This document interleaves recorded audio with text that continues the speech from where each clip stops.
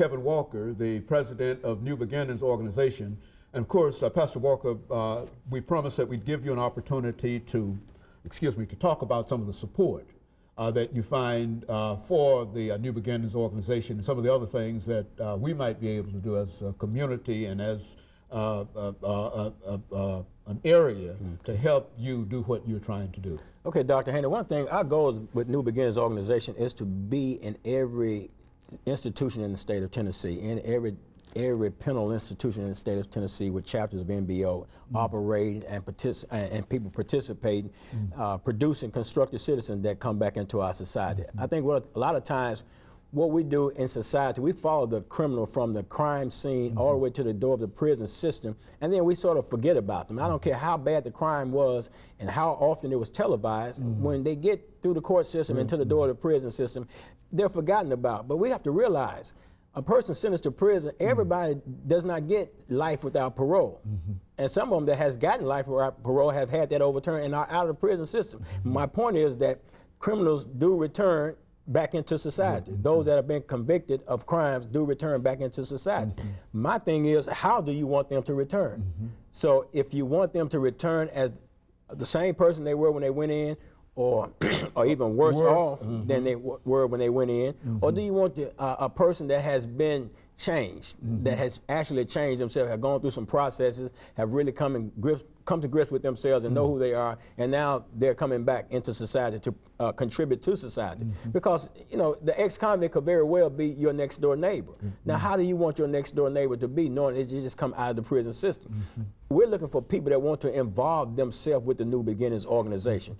If you want a solution to the problem of crime, the problem of reincarceration, if you're looking for a solution to help steer youth away from the negative influences in society, then you need to be involved with New Beginnings organization, because we're designed to do just that. We're designed to not only offer prevention programs to our youth and young adults that are traveling that pathway, at risk, if I might say, but we also are set up to offer programs within the institution once a person has become incarcerated, so that that person will not return back into society and do the same things.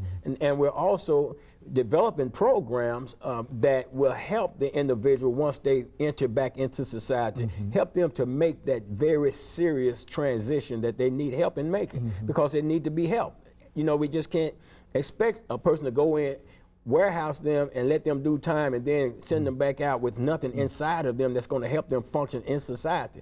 They're worse off than they were before they left, because one of the things is because they don't know what's going on in society in terms of being out there living. You can see it on the TV and stuff like that, but not being in the middle of the boat, you don't know really how to deal with certain things. So we're developing programs to do that. Since our last show, we've had a young lady by the name of Teresa Pendergrass, who has come on board with the New Beginnings organization, and she's doing some things in terms of, she come with some different ideas and things like that we're able to use and incorporate as a part of the New Beginnings organization to move this thing to the next level in terms of our phase.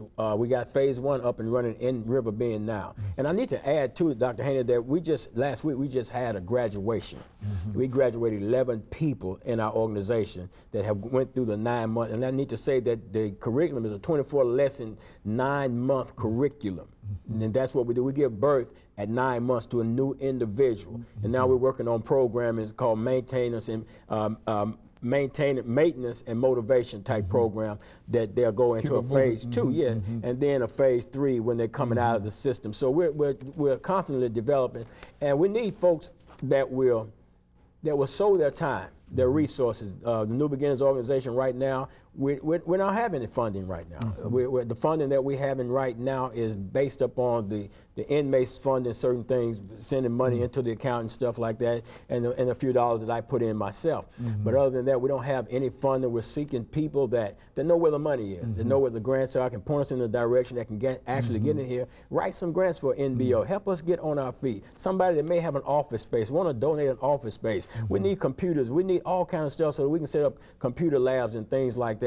We need all types of human resources, financial resources, material resources, so that we can make New Beginnings a reality. Because you got to think of it, this is just not new beginnings. This is a solution to an age-old problem of the person committing the crime, going into the prison system, getting back out, recommitting the crime, going back in. So people can get involved and help solve this problem that's in existence. And so you think you have what you might consider a cost-effective method in a time when we're in all of these dire straits in reference to the budget and et cetera. You think that it's cost-effective over the last minute, and that you should be able to do something with it? Well, no, I don't think I have a cost-effective method. I know I have one. I know that we can operate programs at no cost to the state of Tennessee, other than maybe some transportation costs to bring them to an outside program on doing a furlough or something like that, a work release or something like that, and only because of security issues would they transport their people.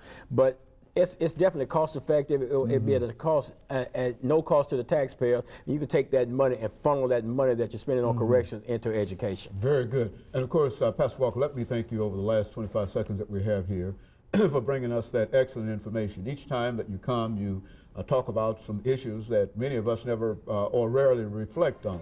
As you indicated time and time again, that you follow an individual who has committed a crime up to the prison gate, and then we leave him there. And let us thank you for bringing us that information. And let me encourage our audience to tune in again next week for another informative edition of Comments. Thank you and good morning.